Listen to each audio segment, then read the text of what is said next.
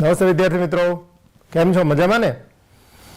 મિત્રો, આજે આપણે વર્ગ અને વર્ગમૂળ વિશે વાત કરવાના છીએ. એના માટે તમે સ્ક્રીન ઉપર જુઓ. તમને અહીંયા આપણે એક ચોરસનું ક્ષેત્રફળનું સૂત્ર આપેલું છે. તમે બધા જાણો છો કે ચોરસનું ક્ષેત્રફળ બરાબર બાજુ ગુણ્યા બાજુ થાય. અહીં બાજુ એટલે ચોરસની જે બાજુઓના માપની વાત કરવામાં આવી છે. હવે અહીંયા બાજુ ટેબલમાં તમે જુઓ કે જ્યારે ચોરસની બાજુનું માપ 1 સેન્ટીમીટર હોય ત્યારે ચોરસનું ક્ષેત્રફળ 1 ગુણ્યા 1 બાજુ ગુણ્યા બાજુ એટલે 1 ગુણ્યા 1 બરાબર 1નો વર્ગ એવું થાય છે. એવી જ રીતે ચોરસ ક્ષેત્રફળ બાજુનું માપ છે એ ચોરસની બાજુનું માપ 2 સેન્ટીમીટર હોય ત્યારે તેનું ક્ષેત્રફળ છે એ 2 ગુણ્યા 2 બરાબર 4 થાય છે. એટલે કે 2નો વર્ગ એવું થાય છે. તમામ ઉદાહરણો પરથી તમે જોયું કે જ્યારે આપણે અહીંયા અજ્ઞાત સંખ્યા તરીકે જ્યારે માપ લઈએ ત્યારે ચોરસની બાજુનું માપ a હોય ત્યારે ચોરસનું ક્ષેત્રફળ a ગુણ્યા a બરાબર a વર્ગ એવું થાય છે. હવે એના માટે આપણે વાત કરીએ કે જ્યારે કોઈ પ્રાકૃતિક સંખ્યા m એ તો જ વર્ગ સંખ્યા તરીકે ઓળખવામાં આવે કે જો એમને n વર્ગ તરીકે દર્શાવી શકાય. અહીં n એ એક પ્રાકૃતિક સંખ્યા છે એવી રીતે લઈએ આપણે. હવે તમને પ્રશ્ન થશે કે આપણે જોયું કે જ્યારે વર્ગ સંખ્યાઓનો આપણે ઉલ્લેખ કરીએ છીએ કે શું 32 છે એ વર્ગ સંખ્યા છે? તો એના માટે આપણે વિચાર કરીએ તો તમે જુઓ કે 5નો વર્ગ આપણે કરીએ એટલે 5 ગુણ્યા 5 કરીએ એટલે 25 આવે છે, બરાબર. એની પછીની સંખ્યા 6 ગુણ્યા 6 કરીએ એટલે 6નો વર્ગ કરીએ એટલે 36 આવે છે. એટલે આપણે 5 અને 6 25 અને 36ની વચ્ચે 32 આવે છે.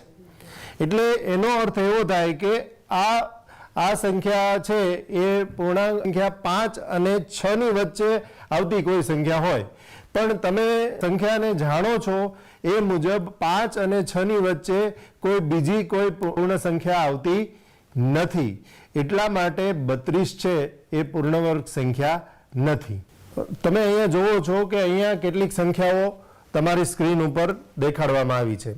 આપણે અગાઉ વાત કરી એ પ્રમાણે 1 ગુણ્યા 1 બરાબર 1, 2 ગુણ્યા 2 બરાબર 4, 3 ગુણ્યા 3 બરાબર 9, 4 ગુણ્યા 4 બરાબર 16 અને 5 ગુણ્યા 5 બરાબર 25.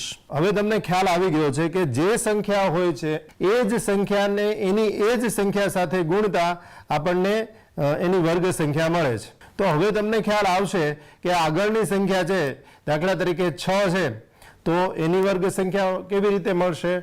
તો 6 ગુણ્યા 6 કરીએ તો 36 મળશે. તો હવે તો તમે સરળતાથી કહી શકશો કે ભાઈ 7ની વર્ગ સંખ્યા કઈ મળશે?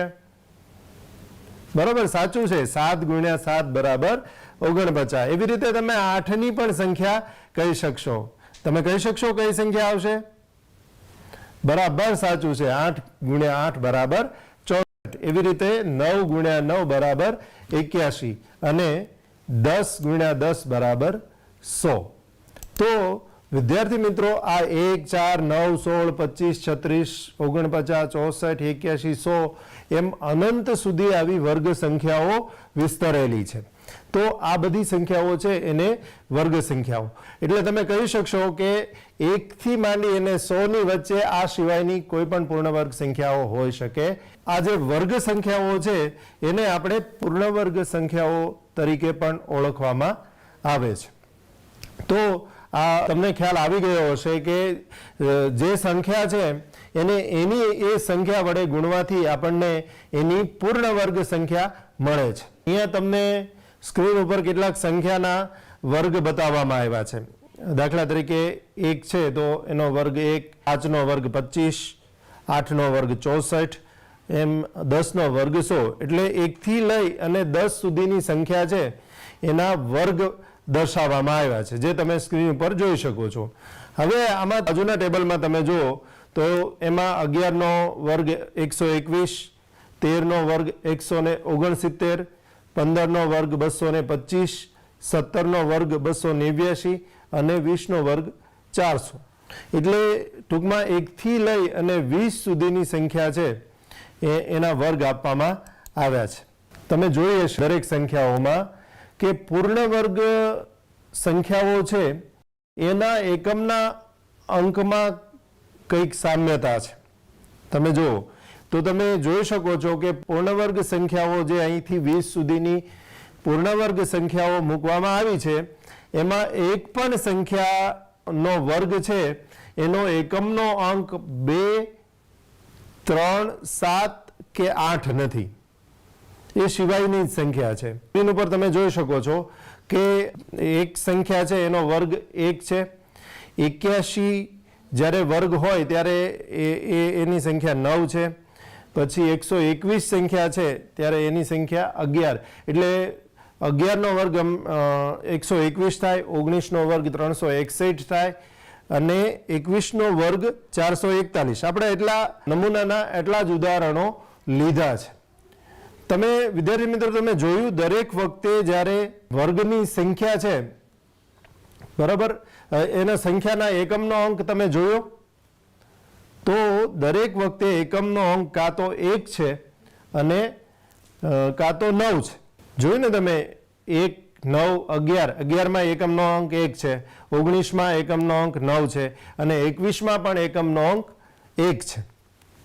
તો આના ઉપરથી એક આપણે એક ગુણધર્મ એવો તારવી શકીએ કે જો સંખ્યાનો એકમનો અંક 1 અથવા 9 હોય, 5 ઉદાહરણમાં તમે જોયું દરેક વખતે જ્યારે એકમનો અંક 1 અથવા 9 હોય તો તેનો વર્ગ કરીએ ત્યારે મળતી સંખ્યા છે એનો એકમનો અંક હંમેશા 1. બરાબર ને? બીજો એક આપણે ગુણધર્મ જોઈએ. અહીંયા કેટલીક સંખ્યાઓ આપેલી છે કે 4 છે એનો વર્ગ 16 થાય છે, 6નો વર્ગ 36 થાય છે, 14નો વર્ગ 196 થાય છે અને 16નો વર્ગ 256 થાય છે અને 24નો વર્ગ 576 થાય છે. તો હવે તમને પહેલા ઉદાહરણ ઉપરથી સમજાઈ ગયું હશે કે દરેક વખતે એકમનો અંક જ્યારે કાં તો 4 છે અને કાં તો 6 છે, પણ જ્યારે એનો વર્ગ કરવામાં આવે છે ત્યારે દરેક વખતે એકમનો અંક કયો થાય છે? 6 થાય છે. એટલે એના ઉપરથી આપણે એક સામાન્ય ગુણધર્મ એવો તારવી શકીએ જો સંખ્યાનો એકમનો અંક 4 અથવા 6 હોય છે ત્યારે જ્યારે આપણે એનો વર્ગ કરીએ ત્યારે મળતી સંખ્યાનો એકમનો અંક હંમેશા 6 જ હોય છે. તમે જો 16, 36, 196, 256 અને 576. તો દરેક વખતે એકમનો અંક 16 મળે છે. વિદ્યાર્થી મિત્રો અહીંયા તમને બીજા ઉદાહરણો આપેલા છે. સંખ્યા 2 છે એનો વર્ગ 4 છે, સંખ્યા 8 છે એનો વર્ગ 64 છે, સંખ્યા 12 છે એનો વર્ગ 144 છે, સંખ્યા 18 છે એનો વર્ગ 324 છે અને સંખ્યા 22 છે એનો વર્ગ 484 છે. તો આના ઉપરથી તમે એક સામાન્યીકરણ કરી શકો કે જો સંખ્યાનો એકમનો અંક 2 અથવા 8 હોય, દરેક વખતે તમે જુઓ સંખ્યામાં એકમનો અંક 2 અથવા 8 છે, તો હંમેશા જ્યારે આપણે વર્ગ કરીએ તે સંખ્યાનો ત્યારે મળતી સંખ્યાનો એકમનો અંક 4 જ હોય છે. ઓકે, આપણે આગળ જોઈએ. બીજો એક ઉદાહરણ અહીંયા આપ્યા છે એના ઉપરથી આપણે એક ગુણધર્મ તારવીએ. સંખ્યા છે 3 એનો વર્ગ થાય છે 9, સંખ્યા છે 7 એનો વર્ગ થાય છે 49, સંખ્યા 13 એનો વર્ગ થાય છે 169, સંખ્યા 17 એનો વર્ગ થાય છે 289 અને સંખ્યા છે 23 તો એનો વર્ગ થાય છે 529. તો દરેક વખતે સંખ્યાનો એકમનો અંક છે એ 3 અથવા 7 છે. તો જ્યારે તેનો આપણે વર્ગ કરીએ ત્યારે જે સંખ્યા મળે છે ત્યારે દરેક વખતે એની મળતી સંખ્યાનો એકમનો અંક 9 હોય છે. 9, 49, 169, 289 અને 529.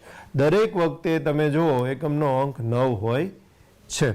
હજુ વધુ એક ઉદાહરણ આપણે જોઈએ. અહીંયા સંખ્યા છે 5 એનો વર્ગ થાય છે 25, 15 એનો વર્ગ થાય છે 225, સંખ્યા 25 છે એનો વર્ગ થાય છે 625, પછીની સંખ્યા 35 છે, એનો વર્ગ થાય છે 1225, અને પછીની સંખ્યા છે 45 અને એનો વર્ગ થાય છે 2025.